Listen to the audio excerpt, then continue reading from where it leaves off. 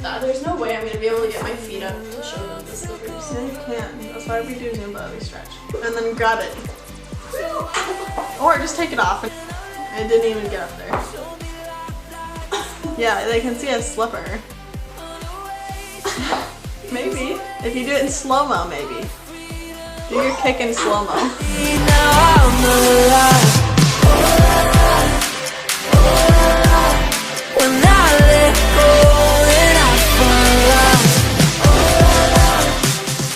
Hey church kids, so good to see you on this beautiful Easter weekend. I am so excited to be here with you guys. This is going to be an awesome night. Before we go any further, I just want to stop and say hi to all of our kids. Hi Blakely, Leo, Lincoln, and Nyla. I wish I could just snuggle you guys. I miss you so much. Hi Addie and Charlotte. I'm sure you girls are going to be rocking some awesome Easter dresses this weekend.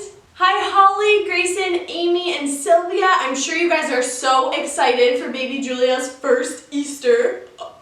Maddie, Harmony, Lexi, Jeffy, Amelia, I miss you guys so much. Miss all your little faces and hanging out with you. You guys are so awesome.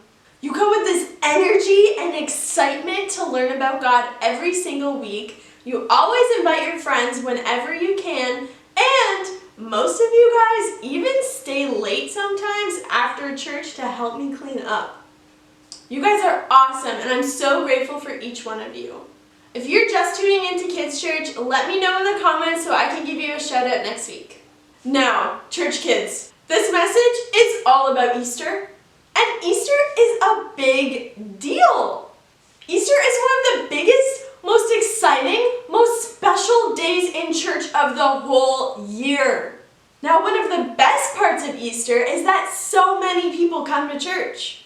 And I know that if school was on right now, you guys would be going to all your friends being like, guys, come to the Salvation Army. Kids Church is so much fun. We love it there. You have to come. Easter's going to be the best. But the great thing is you can still invite your friends by sending them this YouTube link. Last week, we learned how to read the Bible. Do you remember the 3 steps we need to take to help us read better? First, we stop and ask Jesus to speak to us. Second, we start in the New Testament. And third, we look for ordinary people like you and me who God used to do extraordinary things. Now, church kids, what do you think about when you think of Easter? Do you think of giant seas of milk chocolate? Do you think about flying bunnies with huge speedy wings so that they can deliver Easter eggs to every house in the world? Do you think about big gardens full of rainbow-colored flowers? Maybe you have great memories of Easter as a kid. Maybe it's time spent with friends and family and eating chocolate and watching movies and spring and prettiness in nature. Easter is a beautiful time of the year, but it's actually not defined by any of those things. It's defined by what Jesus did on the cross. And by the end of this lesson, you're going to know the story of Easter and what Jesus did for you and me. On Good Friday, we celebrate and remember Jesus dying on the cross for us. And in the Bible, Luke 23 talks about it this way. 2 other men, both criminals, were also led out with him to be executed.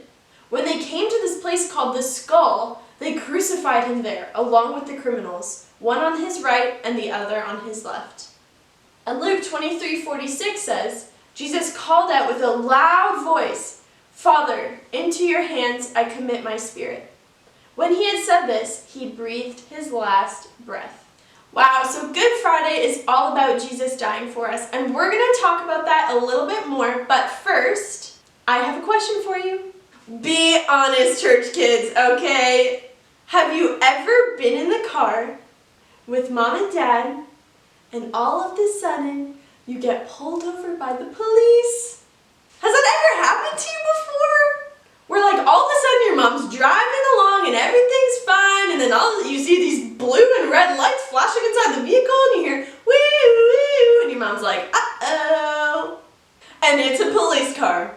The chances are your mom was probably driving a bit too fast and she got pulled over for a speeding ticket.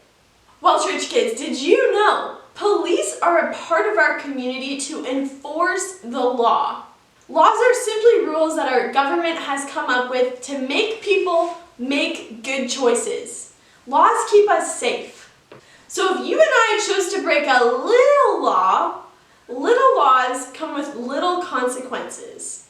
So when your mom or dad got a speeding ticket, they paid a little money and then they went on their way. But the bigger the law we break, the bigger the consequence. Until if somebody breaks the biggest law, if they do something so bad and horrible, they get the absolute worst consequence, which could mean spending your entire life in jail, or even in some places of the world, death. Now, church kids, did you know that God has given us laws? And they aren't laws to keep us from fun. They're the exact opposite. God gives us laws to help us understand how life works best, and to keep us from hurting ourselves and others. Let's go back in time for a minute, to when God first created the world. He created Adam and Eve and everything was perfect. The animals got along, the food was really good, Adam and Eve had a happy marriage, and God gave them one law. Do you know what it is? He said, do not eat this fruit because it will hurt you. And you guys know what happens, right? God went away and Adam and Eve were just like, and they ate the fruit that God told them not to eat. And God was telling the truth. That fruit hurt Adam and Eve really badly. It brought sin into the world and it separated them from God. And Adam and Eve's sin affected everyone. Since we're related to Adam and Eve, we were born into sin. Sin is kind of like shooting a bow and arrow. And when we pull it out and line it up, we try as hard as we can to hit the target, and we let go, ding, and we miss the mark every single time. Sin is the reason that we have death, sickness, and pain. Church kids, we were stuck. Humanity was broken because of sin, and God did not want to leave his children stuck in sin. So the minute Adam and Eve got stuck in sin, God started putting a rescue plan into place. Because God already knew Adam and Eve were going to sin. He knew they were going to sin before the world was even created, before Adam and Eve were even created. God already knew his rescue plan. And part of his rescue plan was that he had a guy named Moses give 10 commandments. And these are what the commandments are. Love God more than you love anything else. Don't worship anything other than God. Respect God's name. Rest one day in the week. Obey your mom and dad.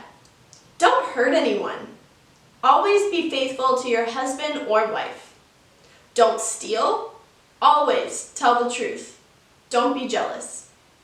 Now, church kids, have you ever told a lie before?